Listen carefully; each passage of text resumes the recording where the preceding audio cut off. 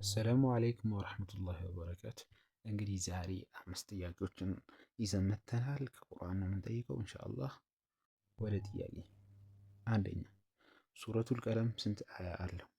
ኤ 55፣ ቢ 52፣ ሲ 60፣ ዲ 50።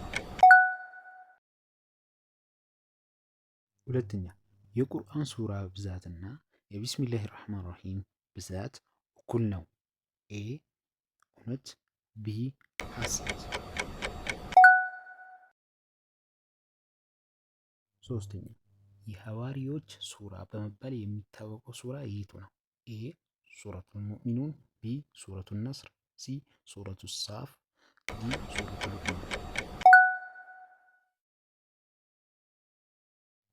አራተኛ፣ በየቱ ሱራ ነው የኑምሩድ ታሪክ የተጠቀሰው? ኤ ሱረቱ ማኢዳ፣ ቢ ሱረቱ በቀራ፣ ሲ ሱረቱ ተውባ፣ ዲ ሱረቱ ኢኽላስ።